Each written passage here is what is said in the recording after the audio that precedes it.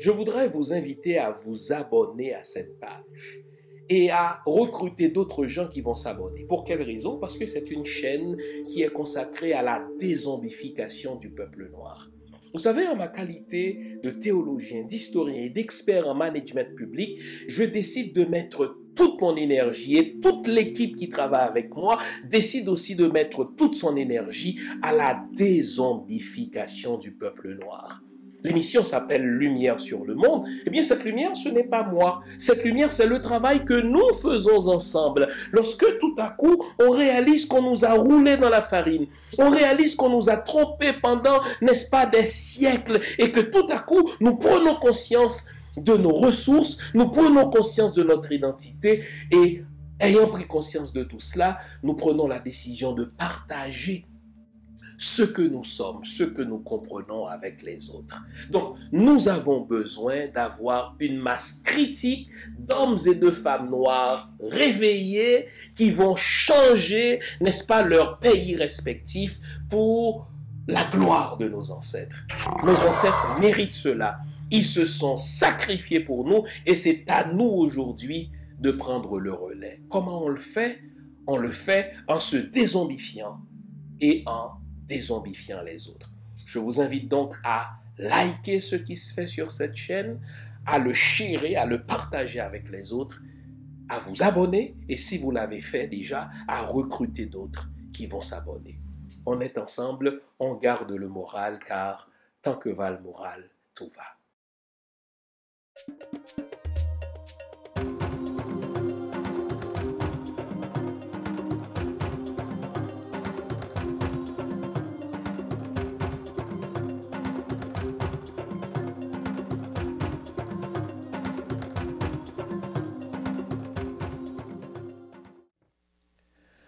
Bonjour mesdames, bonjour messieurs, bonjour le monde. Bienvenue à cette autre édition de l'émission Lumière sur le monde. Comment allez-vous?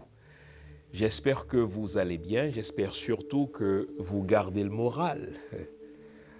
Ah mais quelle semaine, hein? Quelle semaine riche en coups de poker, quelle semaine riche en bluff, quelle semaine riche en manipulation de l'opinion publique.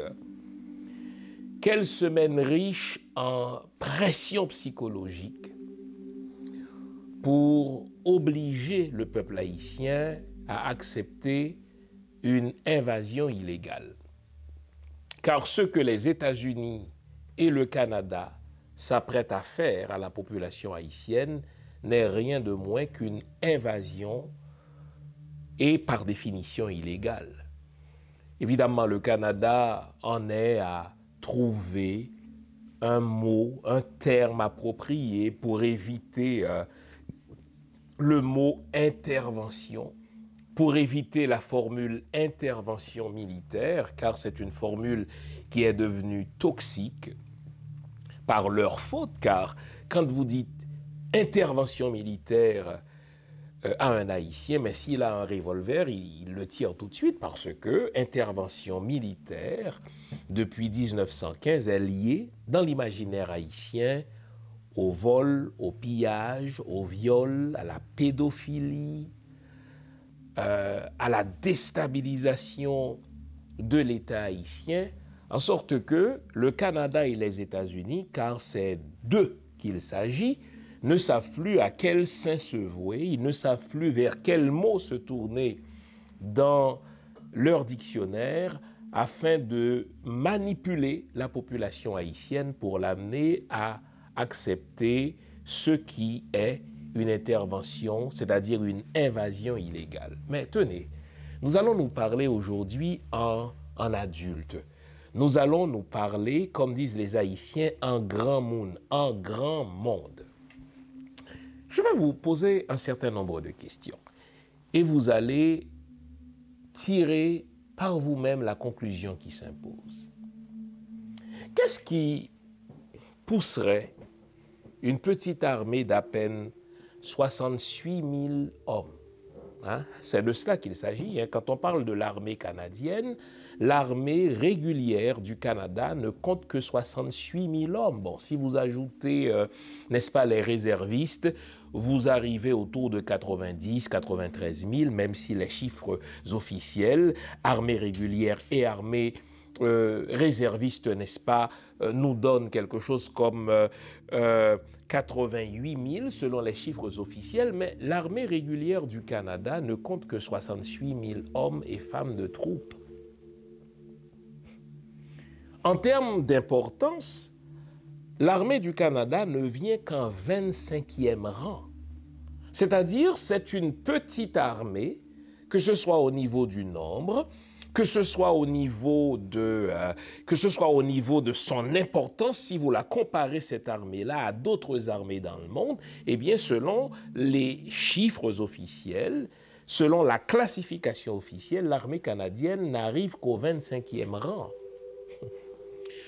À titre de comparaison, l'armée canadienne ne peut même pas compter sur 10 bonnes brigades, car son armée régulière, je le répète, ne compte que 68 000 hommes et femmes de troupes.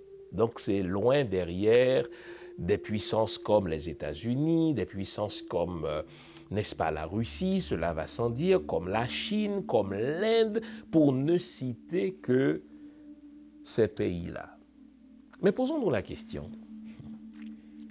Qu'est-ce qui motive le Canada, qui ne dispose que de 68 000 hommes de troupes dans son armée régulière, à envoyer des soldats dans un pays qui ne lui a pas déclaré la guerre, dans un pays qui légalement ne lui demande rien, je dis légalement car Ariel Henry n'a aucune légitimité légale. Poussons encore plus loin notre réflexion. N'oublions pas le contexte de géopolitique internationale. Techniquement, le Canada est en guerre en Ukraine.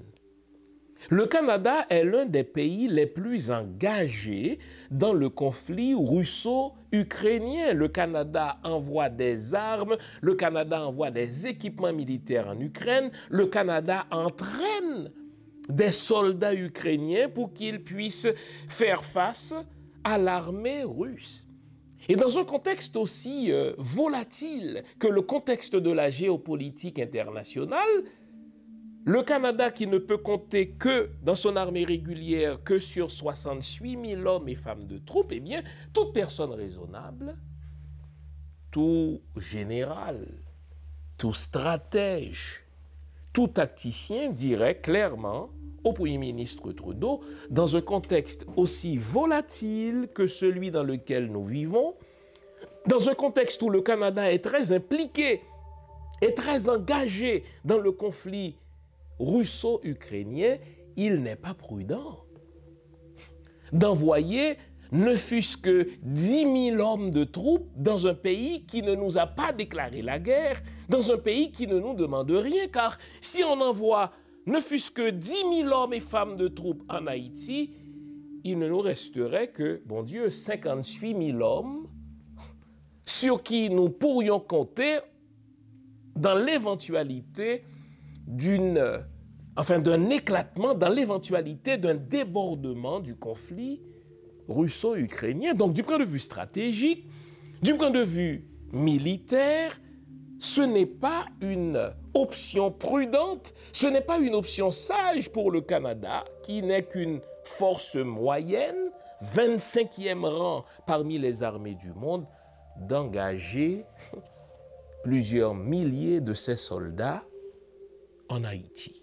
Alors, essayons de voir, essayons de comprendre ce qui motiverait le Canada à dépêcher des milliers de soldats vers Haïti, le Canada qui n'en compte que 68 000. Éliminons tout de suite la notion de générosité. Éliminons tout de suite la notion de coopération. Éliminons tout de suite la notion de philanthropie. Non. Le Canada, contrairement à l'image qu'il projette de lui-même, n'est pas un pays généreux, n'est pas un pays désintéressé, ce n'est pas un pays philanthrope qui cherche la paix dans le monde, pas du tout, hein, ne nous trompons pas. Reprenez l'histoire du Canada et vous verriez que, en général, partout où il y a conflit, le Canada est présent. Et cela même lorsqu'il faisait partie du dominium anglais. Le Canada a toujours tenu à participer aux grands conflits mondiaux. Et pour que nous, les Noirs, on ne se trompe pas sur la vraie histoire du Canada, je dois vous rappeler l'expérience du Lesotho avec le Canada de Pierre Elliott Trudeau. Nous sommes dans les années 70, les années 80. Le Canada prétend aider le Lesotho, petit pays de l'Afrique australe. Sauf que, au terme d'une enquête rigoureusement menée, on a découvert que sur, soi-disant, chaque dollar donné par le Canada de Pierre Elliott Trudeau au Lesotho, il y a 70 cents qui reviennent au Canada. Et lorsqu'un journaliste d'enquête a posé la question à Pierre Elliott Trudeau, le père justement de Justin Trudeau, il lui a demandé, mais bon Dieu, vous prétendez aider le Lesotho, mais sur chaque dollar que vous donnez, entre guillemets, à ce petit pays africain, il y a 70 cents qui reviennent au Canada sous forme de service de la dette. Et sans se gêner, sans avoir honte de lui-même, Pierre Elliott Trudeau eut à dire, on n'a jamais dit qu'on était l'armée du salut, on n'a jamais dit qu'en aidant, on faisait de la charité. Et de là est née dans les relations internationales la formule que voici, souvent, dans ce qu'on appelle la coopération, c'est souvent le pays qu'on prétend aider qui aide le pays aidant.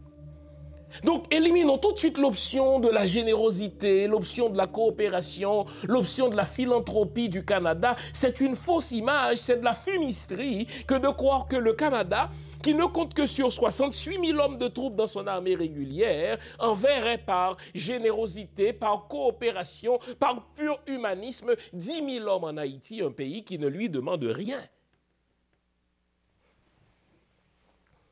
Si le Canada tient tellement à se rendre en Haïti, les amis, c'est qu'il y a des objectifs non avouables dans cette affaire. Il y a deux objectifs non avouables et nous allons en parler dans l'émission d'aujourd'hui. Si le Canada tient tellement à entrer en Haïti, malgré le fait, répétais-je, que Haïti ne lui a rien demandé, Ariel Henry ne représente pas le peuple haïtien. Ariel Henry est placé là justement par le core groupe dont est membre le Canada, par un tweet. Oh là là! J'ai étudié en relations internationales, mais jamais n'ai-je lu dans mes livres que la communauté internationale, au fait, l'ensemble des nations malveillantes, pouvait décider de la légitimité de quelqu'un par un tweet. Eh bien, c'est ce qu'on a fait avec le peuple haïtien. Un tweet a décidé qu'Ariel Henry serait le Premier ministre. Un tweet a décidé qu'il serait l'interlocuteur légitime pour la communauté des nations malveillantes. Et un tweet déciderait que s'il nous demande quelque chose après que nous lui avons imposé de demander cette chose-là, eh bien, s'il nous demande quelque chose, nous allons lui donner cette chose. Mais Ariel ne représente pas le peuple haïtien. Et ce qu'il y a de plus frustrant dans cette précipitation du Canada, dans son engouement d'entrer sur la terre de Dessalines, c'est que les prétextes que le Canada se donne pour y entrer ne tiennent pas la route. Et nous allons voir que le Canada, au fait partie des problèmes. Le Canada fait partie de la problématique haïtienne. Donc, si on enlève l'option de la générosité, si on enlève l'option de l'humanisme, il reste deux objectifs non avouables que je vais exposer au grand jour aujourd'hui. Donc, nous allons nous dire les vraies affaires. Et pour que le Canada justifie son invasion illégale, eh bien, il n'est pas jusqu'à la manipulation de l'opinion publique haïtienne. Il n'est pas jusqu'à la torture, je vais en parler, n'est-ce pas, que et le Canada et les États-Unis utilisent pour taire ceux qui s'opposent justement à cette invasion illégale. Eh bien, lorsque vous aurez compris tout ce qui est en jeu dans cette soi-disant mission canadienne, le Canada qui est censé être un pays angélique, le Canada qui est censé être un pays humaniste, mon œil, lorsque vous aurez compris tout ce qui se cache derrière cette affaire, vous vous opposerez avec toute la rigueur dont vous êtes capable à toute invasion de la terre de Dessalines par le Canada et les États-Unis. La table est mise. Vous connaissez le rituel à ce stade-ci. Je vous invite à vous offrir une bonne tasse de thé, à vous offrir une bonne tasse de café et de chocolat chaud, car ce matin encore, nous allons nous dire les vraies affaires. Derrière cette soi-disant mission canadienne se cachent des magouilles, des pillages, de la manipulation de l'opinion publique et des pressions psychologiques pour forcer le peuple haïtien à accepter cette invasion illégale. Restez là, je vous reviens après la pause que voici, c'est promis. À tout à l'heure.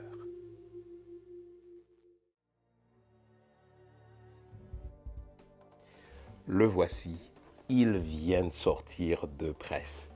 Eh bien, comme convenu, depuis le 1er octobre, donc il est disponible, et ceux qui l'avaient précommandé sont en train de le recevoir ou vont le recevoir. Au fait, ceux qui avaient commandé la version française sont en train de recevoir leur copie.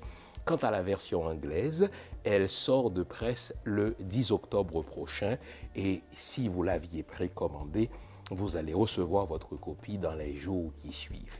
C'est une biographie à laquelle j'ai consacré beaucoup d'amour et beaucoup d'énergie, plus de 390 pages de biographie sur Toussaint Louverture. On y découvre un Toussaint Louverture très fier, un Toussaint Louverture sans complexe, un Toussaint Louverture très proche de son peuple. Il recevait tous les soirs en sa résidence Monsieur et Madame Tout-le-Monde pour s'assurer que ses politiques publiques étaient en parfaite adéquation avec les besoins de son peuple. On y découvre aussi un Toussaint Louverture qui construisait des écoles, qui construisait des villes, un Toussaint Louverture qui prononçait des discours dans l'intention ferme que ces phrases soient retenues par la postérité. Et en parlant de phrases, je vais vous faire une citation au fait de Toussaint Louverture. C'est l'une de ces phrases que je préfère, d'autant qu'elle est pertinente dans notre Haïti d'aujourd'hui. Écoutez ce qu'avait prononcé Toussaint Louverture lors d'un discours au Mall Saint-Nicolas. Il est facile d'abattre l'arbre de la liberté, mais pas si facile de lui redonner vie. Je pense que nous sommes en train de vivre cela. Il est tellement facile d'abattre quelque chose de grand, quelque chose de noble, mais s'agissant de reconstruire, n'est-ce pas, cet héritage, c'est plus difficile. Honnêtement, c'est un livre à avoir, c'est un livre à lire en tant que Noir, en tant qu'Haïtien, en tant que personne de bonne volonté qui s'intéresse à l'autodétermination des peuples. C'est un livre à donner, à passer à ses enfants pour qu'on réalise à quel point nos ancêtres étaient en avance sur leur temps. Toussaint Louverture, le magnifique et le sublime, désormais disponible partout et en particulier sur mon site. Toussaint Louverture. Avez-vous votre copie? Allez, à bientôt.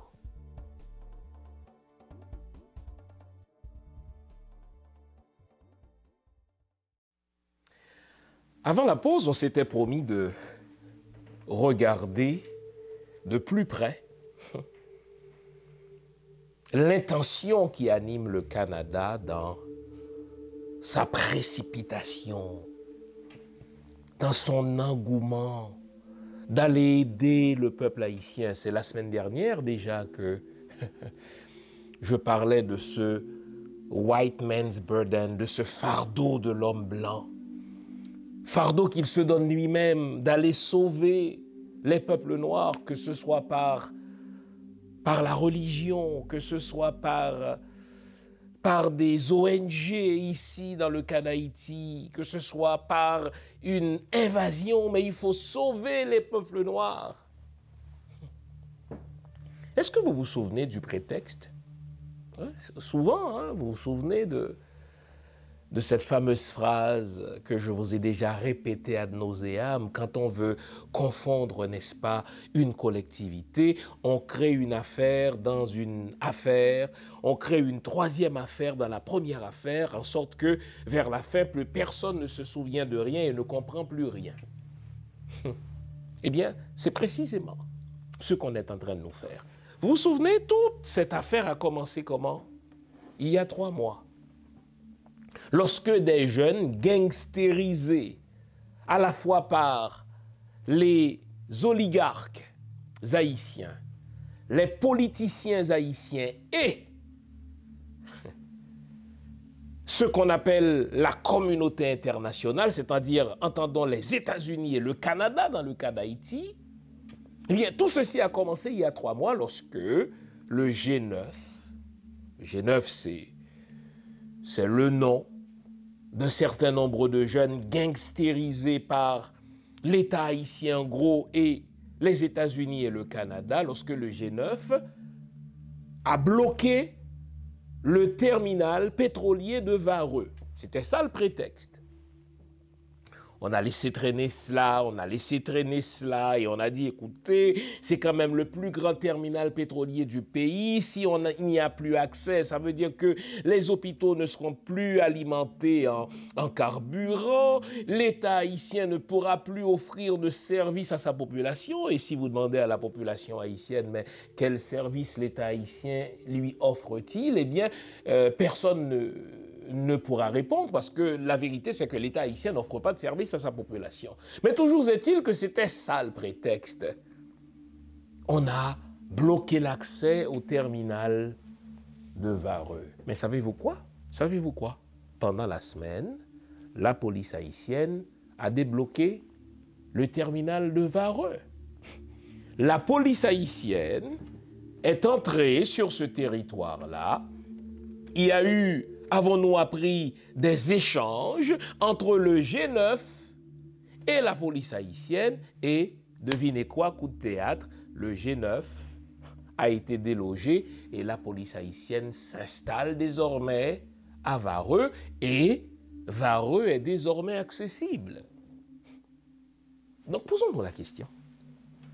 Si la police haïtienne a pu intervenir après 3 mois et en moins de 2 jours, hein, il ne s'agit pas d'une guerre mondiale là, qui aurait duré 6 ans.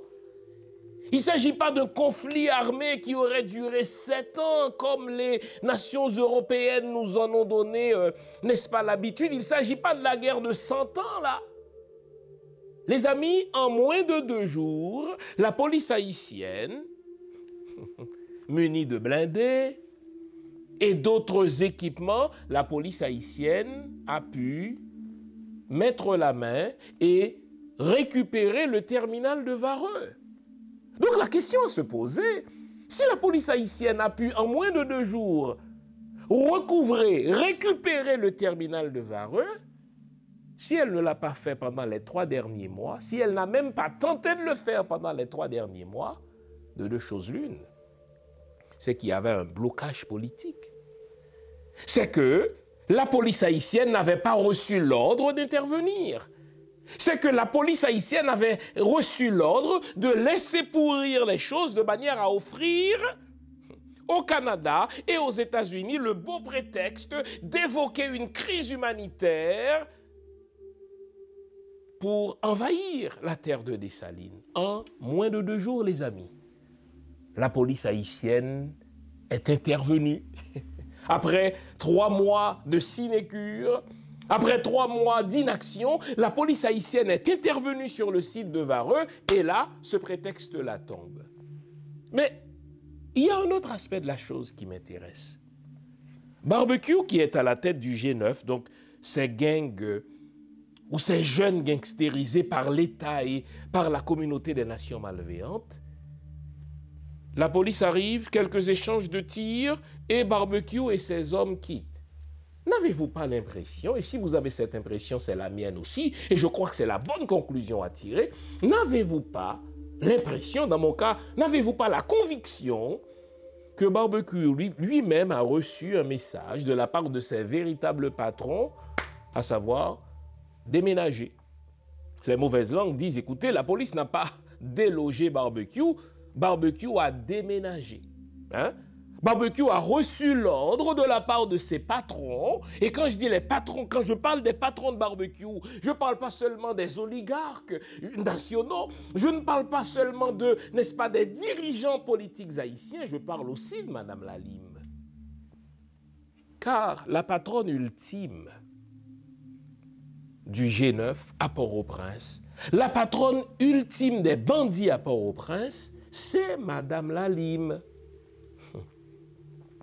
Il y a à peine 2 ans et demi, 3 ans, Mme Lalime avait dit, c'est une bonne chose, il faut la lui rappeler ce qu'elle avait dit, hein, cette chose-là. Mme Lalime avait dit, c'est une bonne chose que la fédération des gangs, non seulement c'est une bonne chose que le pullulement des gangs, Mme Lalime qui est la représentante des Nations Unies à Port-au-Prince, Madame Lalime, n'est-ce pas, qui se comporte comme la gouverneure d'Haïti et qui ne rend compte qu'aux Clinton et qu'aux États-Unis, qui ne parle pas aux Haïtiens, qui passe des ordres aux Haïtiens, qui décide pour Haïti et pour les Haïtiens, comme si la terre de Dessalines lui appartenait. C'est cette même Madame Lalime qui disait il y a à peine 2 ans et demi, c'est une bonne chose que le pullulement des gangs, mais c'est encore une meilleure chose que la fédération des gangs. Pour quelle raison, ajoute-t-elle? Ça va nous permettre de mieux les contrôler.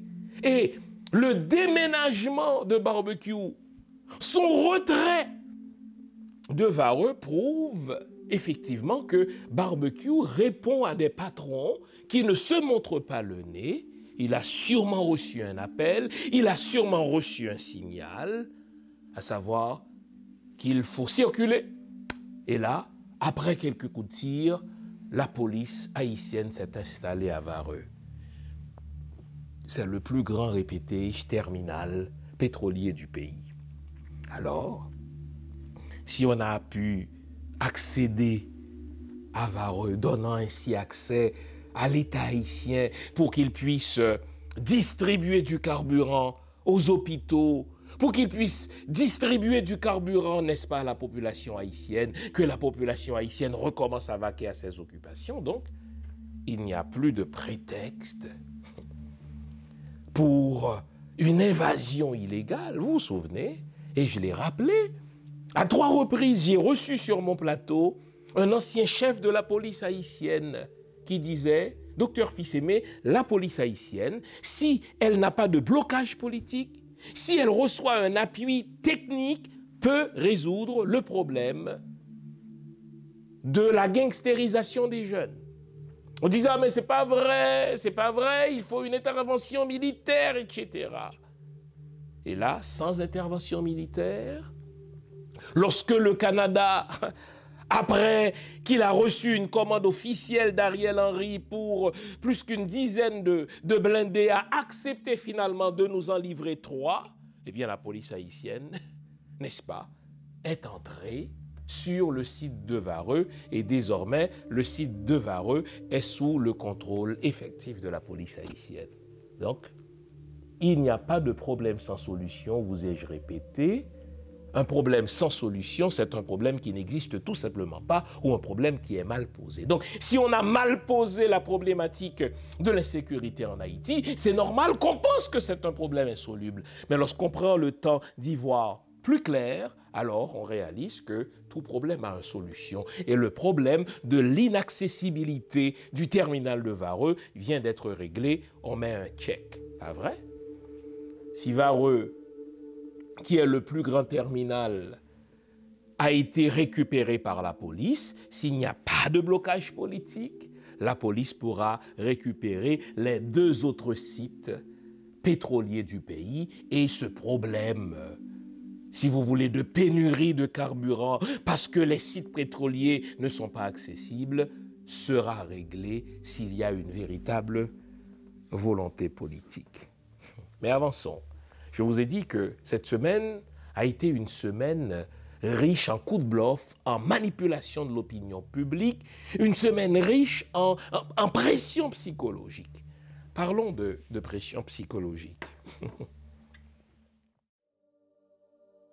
Depuis plus de 40 ans, il est le visage de la fiabilité, du sérieux et du professionnalisme en matière de produits financiers. Son nom, Louis-Yves Lucien. Pour toutes vos questions concernant la vente, l'achat, le financement ou le refinancement d'une propriété au Québec, c'est lui la solution. Louis-Yves Lucien, au téléphone 514-867-8352. Son email, lilucien@royallepage.ca. Louis-Yves Lucien, la fiabilité à portée de main.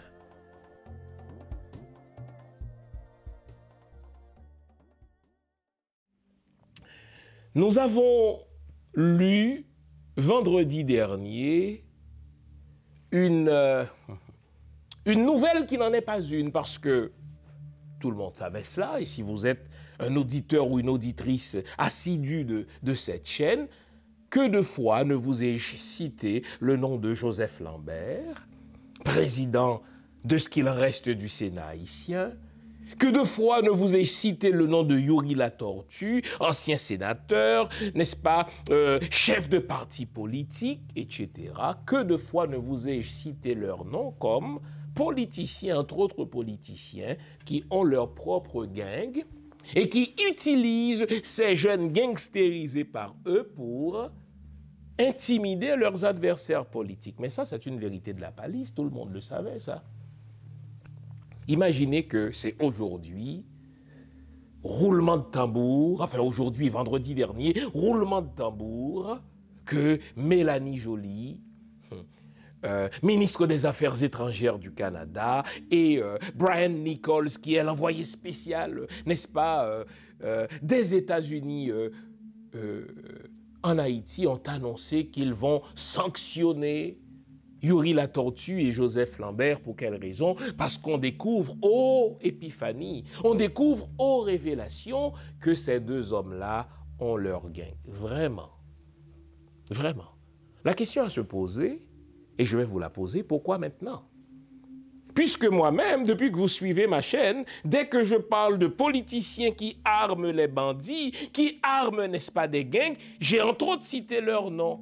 Mais pourquoi est-ce maintenant que le Canada et les États-Unis décident de publier leur nom en les menaçant de représailles? Voulez-vous vraiment savoir pourquoi?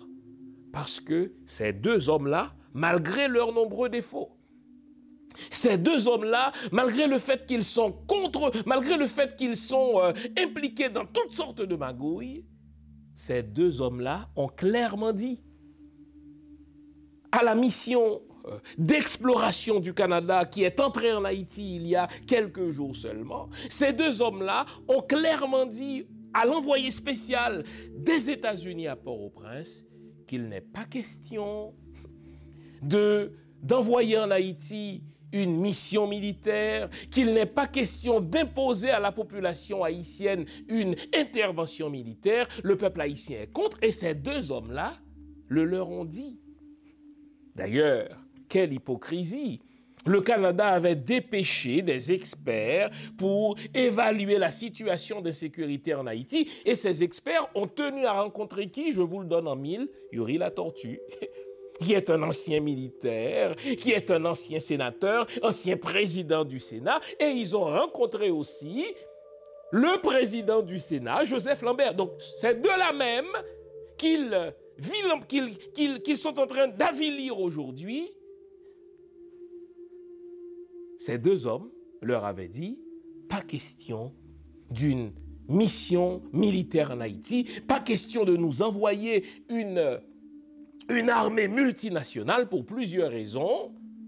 Et j'explique. Alors, pour plusieurs raisons, ont expliqué Yuri Latortue et Joseph Lambert, parce que le peuple haïtien est traumatisé par ces missions, parce que ces missions ne sont qu'un tissu d'échecs, parce que ces missions, n'est-ce pas, vont amplifier le problème plutôt que de le régler. Après que ces experts canadiens et américains ont tenu à rencontrer Yuri Latortue et Joseph Lambert, parce que ces deux-là se sont opposés à la mission pour exercer une pression sur eux et par eux sur d'autres personnes qui s'opposent à cette invasion illégale, eh bien le Canada et les États-Unis sortent de leur chapeau ce beau prétexte de sanctions contre Joseph Lambert et Yuri Latortue, parce que ces deux-là seraient impliqués dans le commerce illicite d'armes, ils seraient impliqués dans l'armement des gangs. Vraiment, c'est une nouvelle que vous m'annoncez. Maintenant, je vais vous annoncer à vous quelques nouvelles. Savez-vous quels sont les derniers chiffres publiés par les Nations Unies elles-mêmes? Ça veut dire les derniers chiffres que Mme Lalime a en main sur le nombre de mitraillettes qui circulent, n'est-ce pas, dans l'Haïti de 2022? Êtes-vous prêt à entendre ces chiffres-là? Selon les chiffres des Nations Unies que détient Mme Lalime, il existe en 2022 plus de 600 000 mitraillettes en Haïti. Il existe en 2022 des millions de munitions. Oh là là! Alors, Mélanie Joly est en train de nous dire que pour faire entrer ces 600 000 mitraillettes à Port-au-Prince, pour faire entrer ces millions de munitions à Port-au-Prince, il n'y a que Lambert, Joseph Lambert et Yuri Latortue qui soient responsables de cela. Voyons donc, les amis, vous nous prenez pour des imbéciles. Comme disait l'autre, il ne faut pas prendre, n'est-ce pas, les humains pour des canards sauvages. Vous êtes en train de nous dire que parmi tous ceux que vous devez sanctionner, notez que je ne m'oppose pas à ce que vous sanctionniez, n'est-ce pas, Joseph Lambert et Yuri Latortue. Ce sont des fils de chiennes, sauf que ce sont vos fils de chiennes. Je veux pour exemple, n'est-ce pas, cette anecdote-là. 1 ou 2 jours après l'assassinat crapuleux de Jovenel Moïse en sa résidence privée, Joseph Lambert, alors et toujours président de ce qu'il en reste du Sénat haïtien, se trouvait en République dominicaine pour des raisons médicales.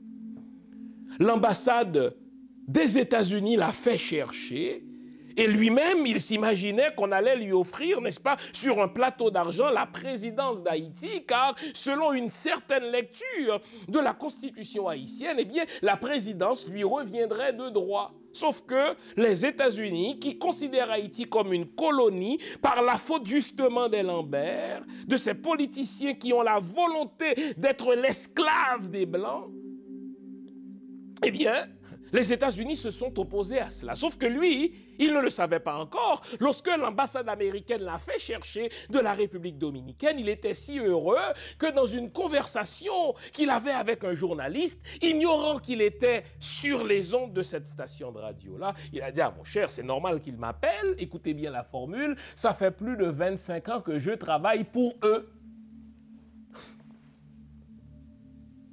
Donc si Lambert est impliqué dans le trafic des armes, ce n'est pas aujourd'hui que les services de renseignement américains le savent.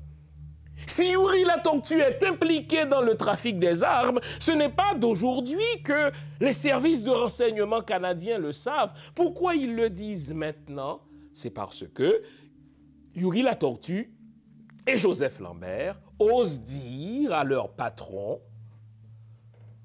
une intervention militaire ne sera pas la bienvenue sur la terre de Dessalines. Et je vais vous le dire, les amis, tous ceux qui aujourd'hui s'opposent à l'intervention militaire du Canada et des États-Unis subissent des pressions psychologiques, ils subissent de la manipulation, ils sont littéralement torturés. Il y a des politiciens haïtiens qui, après avoir dit une intervention militaire canadienne ou américaine n'est pas la bienvenue sur le territoire, sur la terre de Dessalines, se sont vus tout simplement se sont fait tout simplement couper le visa. D'autres qui ont tenté de se rendre aux États-Unis parce qu'ils ne savaient pas avoir affaire à l'oncle Sam ont été littéralement torturés.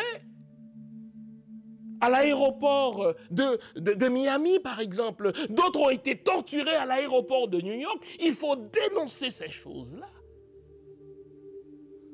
Bon Dieu. C'est comme si le Canada et les États-Unis ne veulent entendre que ceux qui disent « Bravo à votre intervention de pédophile, bravo à votre intervention d'agresseur, bravo à votre intervention de violeur » et tous ceux qui s'y opposent vont être intimidés, vont être torturés littéralement par les services de renseignement, soit du Canada ou des États-Unis. Quoi que vous fassiez, Canadiens et Américains, votre intervention en Haïti est une intervention illégale, c'est une invasion. Vous condamnez l'entrée des Russes sur le territoire ukrainien et vous vous apprêtez à envahir Haïti. Si le prétexte était qu'on n'avait pas d'accès au site pétrolier de Vareux, mais ce prétexte-là vient de tomber, il vient de disparaître en fumée, puisque la police est entrée d'elle-même.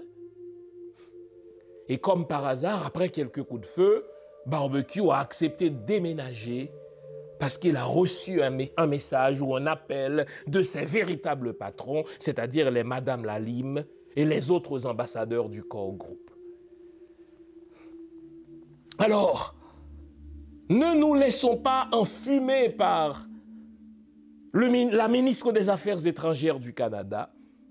Ne nous laissons pas baiser ou fourrer par l'envoyé spécial des États-Unis à Port-au-Prince lorsque tout à coup, soi-disant pour résoudre le problème d'insécurité, ils disent « Nous allons sanctionner Yuri la Tortue et Joseph Lambert parce que ces derniers sont impliqués dans l'armement des gangs. » C'est un bon début, je ne vais pas verser une larme pour ces deux fils de chienne, sauf que ce sont vos fils de chienne. Mais progressez, progressez, Madame Mélanie Joly, progressez, Monsieur Nichols. Je vous attends au carrefour, car tenez, juste comme ça, on jase, pas vrai? Connaissez-vous un certain Michel Martelly? C'est un ancien président non élu que vous avez imposé au peuple haïtien. Oh, tenez, il vit justement sur le territoire américain, plus précisément dans l'État de la Floride. Mais lui aussi, il arme des gens. Et c'est pas moi qui le dis. Les gens qui sont armés par lui se font prendre en photo avec lui en disant « C'est lui notre patron, c'est lui qui nous arme. » Mais tenez! Mais je parie $2 que jamais vous n'allez le sanctionner. Je parie $2 que jamais vous n'allez citer son nom. Savez-vous pourquoi? Parce que lui, il n'est pas contre votre invasion. Parce que lui, c'est votre homme. Oh là là. Mais on pourrait vous donner d'autres noms. Les Bidjo de ce monde, les Meuses de ce monde, les Bossans de ce monde. Allez-vous aussi les sanctionner? Non, parce que eux, ils financent des sénateurs, parce que eux, ils financent des congressmen, mais ils ont des lobbies qui défendent leurs intérêts. Vous n'allez jamais penser à eux.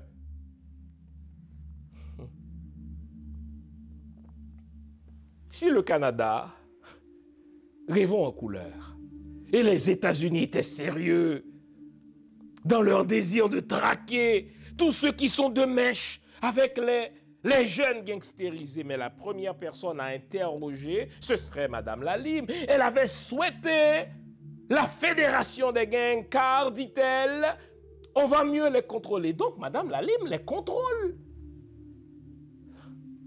Donc, vous nous prenez vraiment pour des canards sauvages. Et bientôt, je vais analyser avec vous les véritables objectifs du Canada et des États-Unis dans leur invasion du territoire de Dessalines.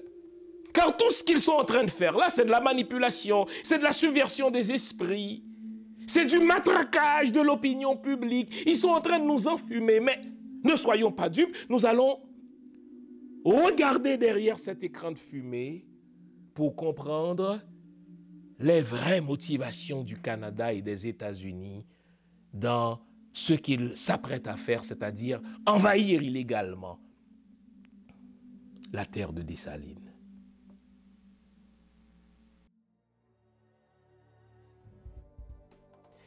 Le voici, il vient de sortir de presse. Eh bien, comme convenu, depuis le 1er octobre, donc il est disponible, et ceux qui l'avaient précommandé sont en train de le recevoir ou vont le recevoir. Au fait, ceux qui avaient commandé la version française sont en train de recevoir leur copie. Quant à la version anglaise, elle sort de presse le 10 octobre prochain, et si vous l'aviez précommandé, vous allez recevoir votre copie dans les jours qui suivent. C'est une biographie à laquelle j'ai consacré beaucoup d'amour et beaucoup d'énergie, plus de 390 pages de biographie sur Toussaint Louverture. On y découvre un Toussaint Louverture très fier, un Toussaint Louverture sans complexe, un Toussaint Louverture très proche de son peuple. Il recevait tous les soirs en sa résidence Monsieur et Madame Tout-le-Monde pour s'assurer que ses politiques publiques étaient en parfaite adéquation avec les besoins de son peuple. On y découvre aussi un Toussaint Louverture qui construisait des écoles, qui construisait des villes, un Toussaint Louverture qui prononçait des discours dans l'intention ferme que ces phrases soient retenues par la postérité. Et en parlant de phrases, je vais vous faire une citation au fait de Toussaint Louverture. C'est l'une de ces phrases que je préfère, d'autant qu'elle est pertinente dans notre Haïti d'aujourd'hui. Écoutez ce qu'avait prononcé Toussaint Louverture lors d'un discours au Mall Saint-Nicolas.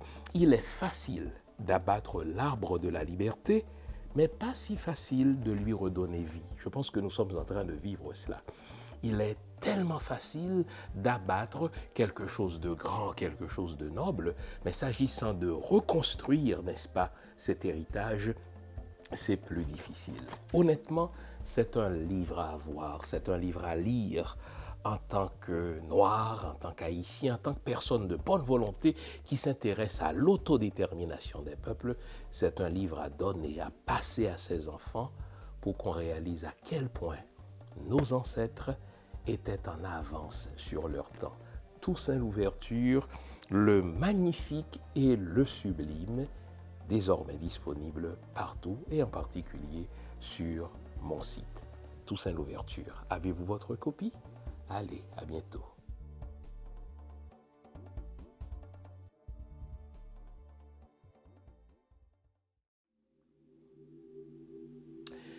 Le Canada veut à ce point entrer en Haïti qu'il fait tout pour manipuler l'opinion publique haïtienne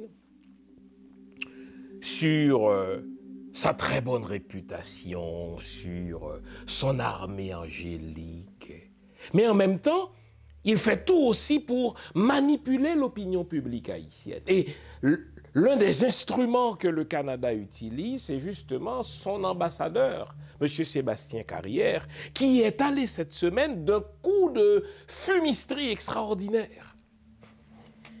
Imaginez que, tandis que l'ambassadeur du Canada à Port-au-Prince se trouve depuis un certain nombre de jours maintenant, presque une semaine, sinon presque 2 semaines, devrais-je dire, au Canada pour répondre aux questions des parlementaires canadiens, pour répondre aux questions des députés canadiens sur cette soi-disant mission canadienne, il faut bien qu'il justifie la chose. Eh bien, de son Canada natal, l'ambassadeur du Canada à Port-au-Prince a envoyé un texto à un certain journaliste disant « Ça y est, le Canada accepte de prendre le leadership de la mission onusienne en Haïti. » Et le temps de le dire, ce journaliste qui croit avoir un scoop, eh bien annonce la chose. Et en un rien de temps, cette annonce-là était virale. C'était comme pour nous dire, à nous les Haïtiens qui nous opposons à cette invasion d'une armée de pédophiles, à cette invasion d'une armée, n'est-ce pas, de prédateurs sexuels, faites gaffe, n'allez pas sur la terre de Dessalines. Eh bien, l'ambassadeur Sébastien Carrière y est allé de cette tentative, de cette tactique de manipulation de l'opinion publique en envoyant un texto à un journaliste haïtien très écouté en disant « ça y est, le Canada accepte ». Mais il y a plusieurs choses qui dérangent dans cette affaire. D'abord, parce qu'au moment où l'ambassadeur envoie ce texto, il était justement devant une commission parlementaire de députés canadiens en train de répondre aux questions des députés. N'oublions pas qu'au Canada, nous sommes dans un contexte de gouvernement minoritaire.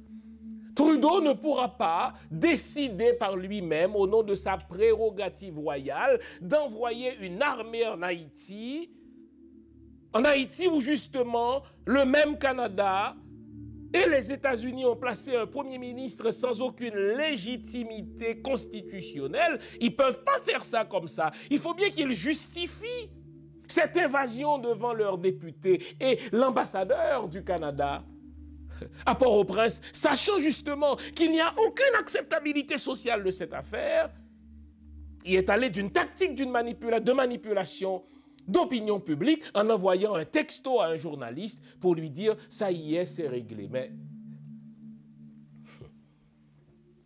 personne n'est dupe, puisqu'au moment même où cet ambassadeur envoyait ce texto à ce journaliste, le Premier ministre Justin Trudeau, dans une aile de presse, a dit « écoutez, non, on est en train d'analyser ». Pour quelle raison êtes-vous en train d'analyser, M. Trudeau? Il le dit, parce qu'il n'y a pas d'acceptabilité sociale. La population haïtienne ne veut pas d'une intervention militaire, parce que justement, il y a eu beaucoup d'erreurs qui ont été commises lors de ces interventions militaires, entre autres par l'armée canadienne, parce que justement, il n'y a pas que l'aspect militaire de la chose, il y a autre facette dans la question de la sécurité en Haïti qu'il faut aborder aussi.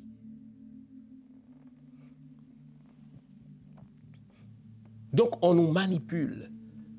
Sébastien Carrière a tenté de dire au peuple haïtien, vous n'avez rien à faire, on décide pour vous. Et c'est toujours ça. C'est toujours comme ça avec les Occidentaux. Quand il s'agit du sort des peuples noirs, quand il s'agit, n'est-ce pas, du sort des petits peuples, eh bien, les petits peuples n'ont pas droit au chapitre.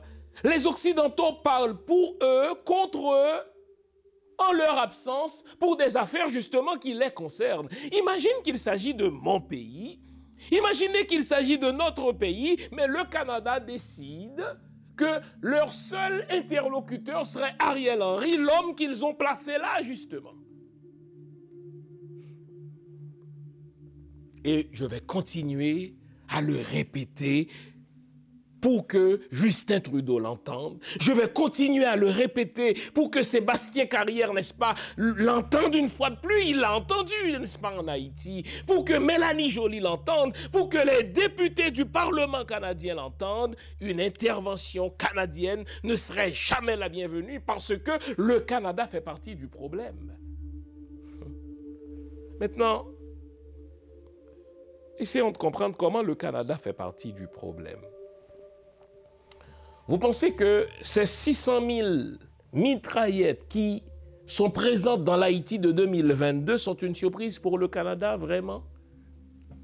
Vous pensez que les services secrets, les services de renseignement, n'est-ce pas, de l'ambassade du Canada à Port-au-Prince, vous pensez que les services de renseignement américains n'étaient pas informés de cette entrée massive, de cette pluie massive de mitraillettes sur notre pays? Où était le Canada? Où étaient les États-Unis? Quand ces armes partaient justement des États-Unis d'Amérique pour aboutir sur la terre de Dessalines, mais ça répondait à une visée idéologique. On voulait justement déstabiliser ce pays. On voulait justement intimider la population haïtienne. On voulait effrayer cette population haïtienne pour que, de guerre lasse, cette même population haïtienne fasse appel à ceux qui ont créé le problème. Car, trouvons les vrais coupables, les amis. Si Haïti ne fabrique pas d'armes, si Haïti, n'est-ce pas, se trouve encore sous un embargo officiel d'armes, au point que l'État haïtien doit répondre à des questions précises quand il doit importer des armes. Mais comment se fait-il que sur ces 600 000 mitraillettes qui se trouvent dans l'Haïti de 2022, 90% d'entre elles soient parties des États-Unis? Ah bon? Ah bon? Après que vous avez laissé filer des armes de chez vous vers Haïti, maintenant, vous tentez de me faire croire que le grand coupable, c'est Barbecue. Mais vous nous prenez vraiment pour des imbéciles. Je l'ai dit il y a 2 semaines, Barbecue est dans son fief. On lui livre des armes, on lui livre des munitions et c'est lui le grand coupable. Donc ceux-là même qui ont foutu le feu en Haïti, les États-Unis et le Canada, veulent désormais se faire passer comme pompiers. Oh là là, mais ce serait trop facile. Alors, mais regardons, quelles sont les véritables visées du Canada et des États-Unis dans leur empressement d'envahir illégalement la terre de Dessalines?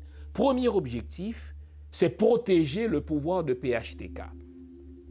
Les États-Unis et le Canada savent qu'après qu'ils ont mis au pouvoir Michel Martelly, ce dernier a tellement merdé que les Haïtiens le détestent, Michel Martelly.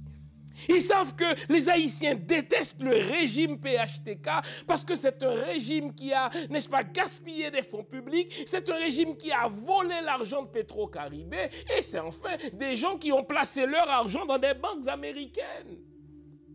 Et donc, les États-Unis ne peuvent plus se permettre de perdre, n'est-ce pas, les dirigeants de PHTK lors d'élections soi-disant libres et démocratiques. Voilà pourquoi vous notez que dans toutes les négociations, malgré le fait que le Canada, malgré le fait que les États-Unis disent, écoutez, il faut un accord haïtien, mais à chaque fois que les politiciens haïtiens s'assoient sur une table pour décider de l'avenir de leur pays, le Canada et les États-Unis disent tout sauf le renvoi d'Ariel Henry. Alors, soyons sérieux. Vous sanctionnez Lambert et Yuri Latortue parce qu'ils seraient impliqués dans le trafic d'armes. Mais que faites-vous d'Ariel Henry, dont le nom est cité dans l'assassinat de Jovenel?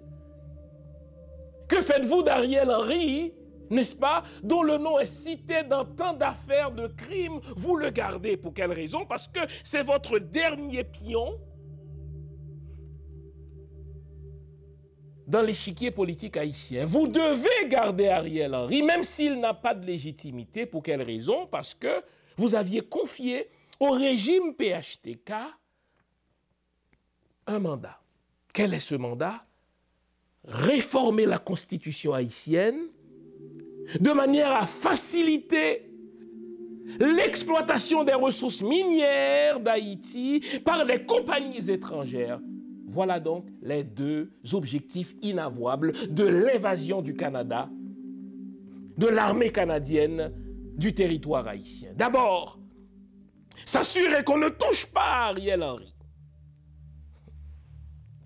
Vous notez le timing?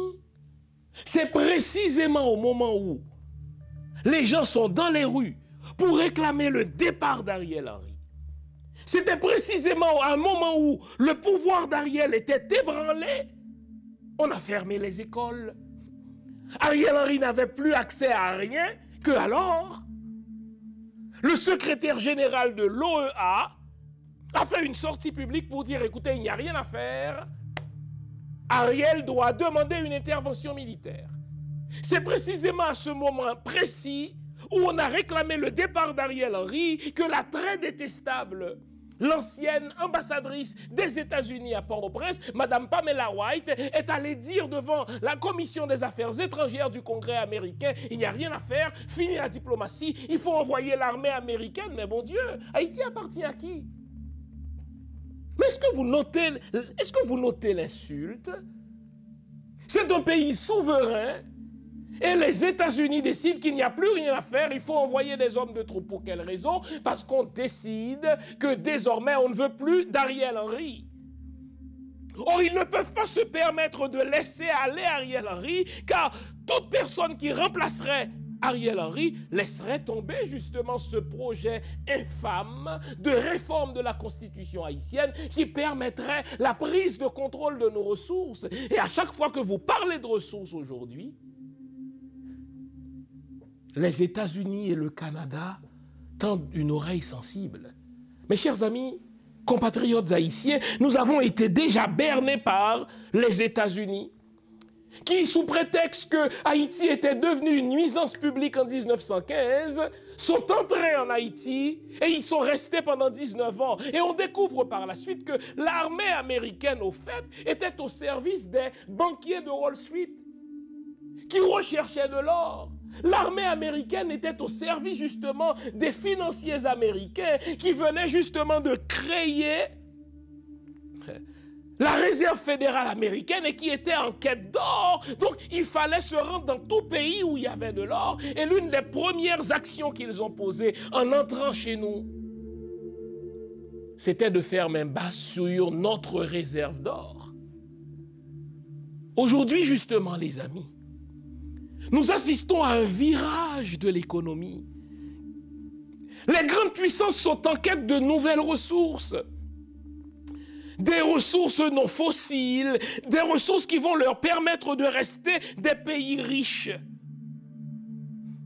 Et Haïti est reconnu pour son sous-sol. Les ressources d'Haïti, n'est-ce pas, ne sont pas encore exploitées. Jusque-là, Haïti est considéré par les États-Unis et le Canada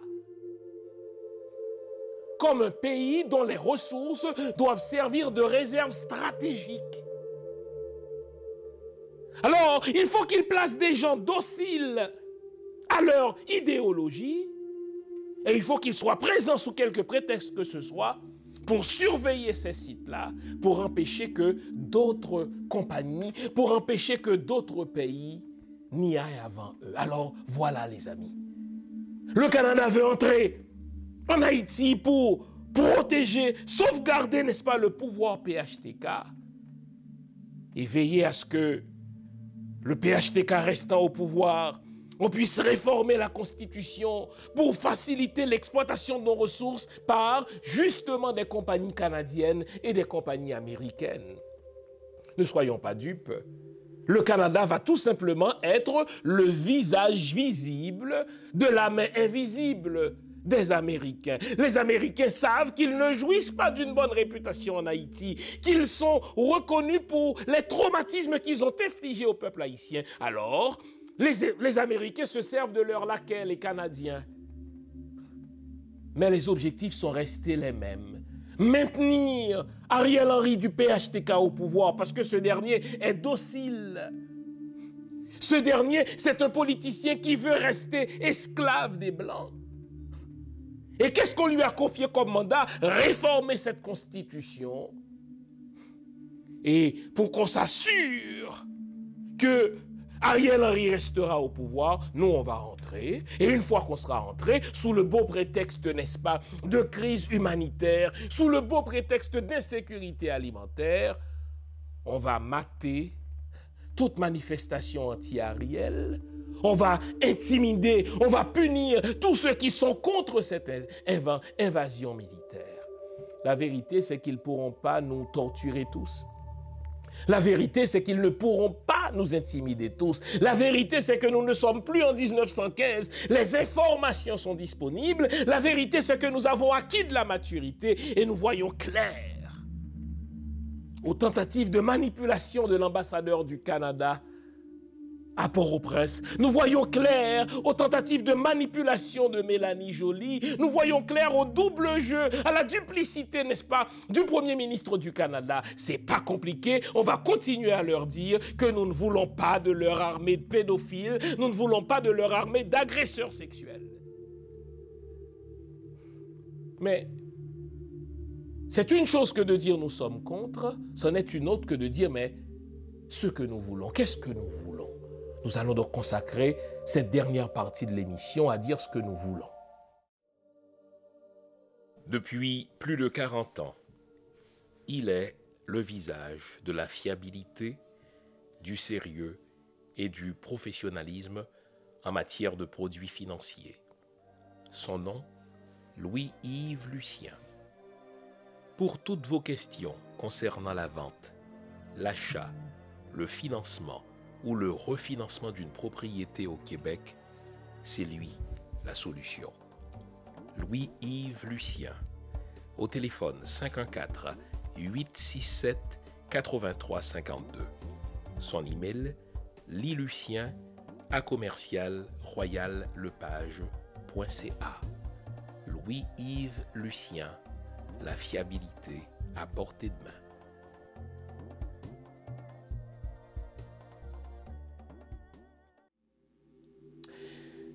Qu'est-ce que nous voulons? Nous voulons assumer nous-mêmes notre destin.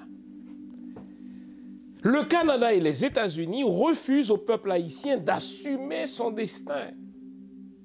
Ils nous imposent un premier ministre dont nous ne voulons pas. Et lorsque nous disons nous ne voulons pas de ce premier ministre, il se précipite d'entrer chez nous. Mais comprenez pourquoi ils veulent entrer. Ils veulent entrer parce qu'ils veulent avoir un homme qui leur demande d'entrer. Car s'ils laissent tomber Ariel Henry, s'ils laissent partir Ariel Henry, le premier qui va le remplacer va dire « Moi, votre intervention, je n'en veux pas parce que ma population n'en veut pas. » Donc, qu'est-ce que nous voulons? Nous voulons assumer notre destin. J'ai dit la semaine dernière que tous les peuples de la terre ont fait des erreurs. Le Canada a commis des erreurs. Dès le début de son histoire, tandis qu'il était encore membre du Dominion anglais, mais il faisait des erreurs, jusqu'au rapatriement de sa constitution, mais personne ne lui met des bâtons dans les roues. Les peuples évoluent par tâtonnement, par essai et erreur, jusqu'à ce qu'ils trouvent leur voie. Mais nous aussi, peuple haïtien, nous aussi, peuple noir, nous voulons assumer notre destin. Ce qu'il y a de plus mensonger dans le discours du Canada, dans le discours des États-Unis sur Haïti, bon Dieu, c'est un peuple tellement malchanceux, c'est un peuple, bon Dieu, qui veut vivre, mais qui n'a pas la chance, n'est-ce pas, de trouver sa voie. Mais je comprends parce que vous, les Canadiens, vous, les Américains, vous nous empêchez de trouver notre voie. Ce que nous voulons, c'est de prendre notre destin en main. On n'a pas besoin de vous pour cela. Arrêtez de dire, écoutez, ce que vous voulez, c'est que les Haïtiens parviennent à un accord politique, mais mêlez-vous donc de vos affaires. Arrêtez de mettre votre nez dans nos affaires.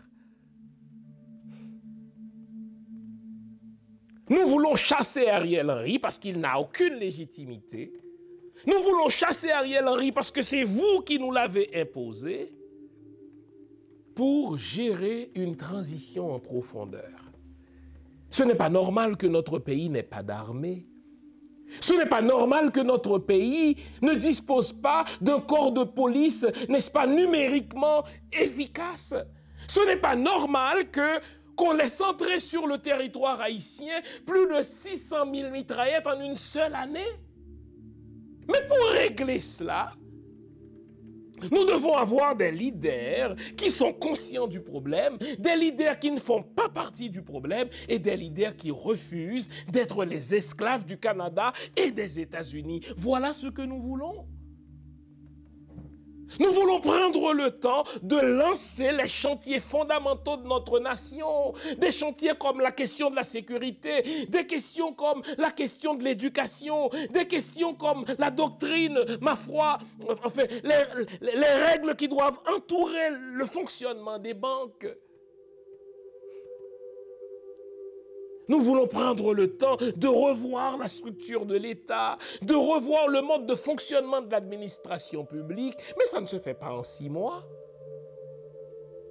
J'étais tellement frustré d'entendre l'ambassadeur du Canada à Port-au-Prince répondre à la question d'un politicien ressortissant haïtien. Et lorsqu'on lui a demandé, pensez-vous que Haïti pourra bientôt organiser des élections? Et lui, l'ambassadeur d'Haïti, enfin du Canada à Port-au-Prince, qui est normalement tenu à un devoir de réserve, aurait dû dire, écoutez, cette question-là ne me regarde pas, c'est une question souveraine d'Haïti. L'ambassadeur Carrière, qui est un junior en la matière, eut à dire, écoutez, selon ce qu'on me dit, ça prend 1 an pour préparer des élections, mais mêlez-vous de vos affaires, ambassadeur Carrière. Si on veut éviter la résurgence de ces problèmes-là, si on veut éviter, n'est-ce pas, ce mythe de Sisyphe, eh bien, il faut qu'à un moment donné, on prenne le temps qu'il faut pour jeter les bases de la nation, qu'on prenne le temps qu'il faut pour lancer les chantiers fondamentaux. Mais arrêtez de nous emmerder.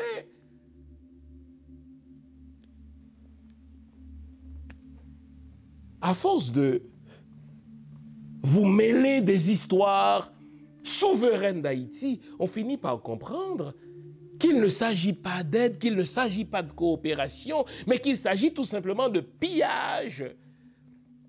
Comment un pays qui ne dispose que de 68 000 hommes de troupes peut-il vouloir envoyer 10 à 12 000 soldats dans un pays étranger qui ne lui demande rien? Mais gardez vos soldats, envoyez-les en Ukraine.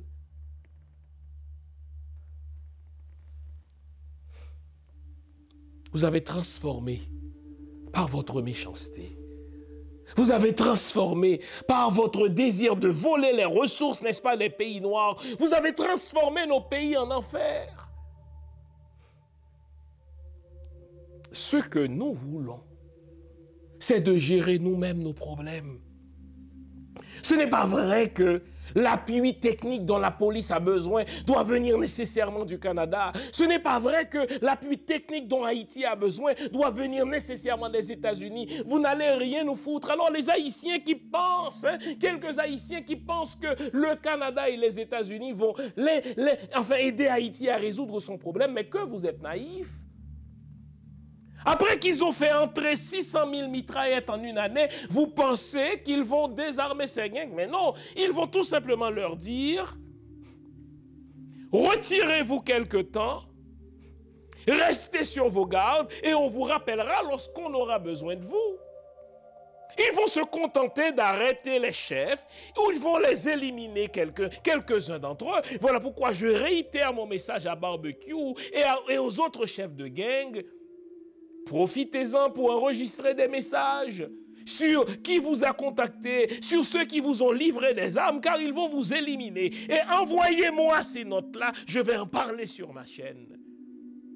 Il faut qu'on sache comment Haïti en est arrivé là, par la complicité du Canada, par la complicité des États-Unis, qui, après avoir été des pyromanes, veulent aujourd'hui se faire passer pour des pompiers. Ce qu'on veut, c'est de régler nous-mêmes nos problèmes. Ce qu'on veut, c'est de gérer nous-mêmes cette transition. Ce qu'on veut, n'est-ce pas, c'est de lancer les chantiers d'un État-nation. Et on n'a pas besoin de vous pour le faire. On n'a pas besoin de vous pour le faire. Lorsqu'on aura à la tête du pays des gens patriotes, lorsqu'on aura à la tête du pays des gens intègres, lorsqu'on aura à la tête du pays des gens compétents, nous allons lancer les chantiers de la coopération et nous allons nous tourner vers des pays qui ont des sensibilités communes avec nous, des pays qui sont passés par les mêmes tracasseries que nous, et ces pays-là vont venir coopérer avec nous parce que nous avons déjà coopéré avec eux dans d'autres chantiers. Mais exit le Canada, exit les États-Unis, restez chez vous. Laissez-nous en paix. J'espère vous avoir été utile, gardez le moral. Car tant que va le moral, tout va. Tant que va le moral, tout va. Nous devons continuer à dire aux Canadiens, nous devons continuer à dire aux Américains que nous n'avons pas besoin de leur armée chez nous. Nous pouvons régler nous-mêmes nos problèmes. À preuve, la police a chassé les bandits du terminal de Vareux, parce qu'il n'y a plus de blocage politique, parce que les bandits de Vareux ont reçu l'ordre de la part de leur véritable patron, de la part de Madame Lalime, d'évacuer. Continuez donc à commander notre livre sur Toussaint Louverture. Lorsque le présent va mal, quoi de mieux que de puiser dans son passé pour voir de quels illustres ancêtres nous sommes. Bonne semaine, partagez l'émission, likez-la, c'est tout ce qu'on vous demande, il ne vous en coûte rien. Cliquez, n'est-ce pas, sur le pouce en l'air, encouragez-nous, faites-nous ainsi savoir que vous aimez ce que nous faisons. D'ici là, on se retrouve la semaine prochaine et bon courage, continuez à vous battre. Au revoir.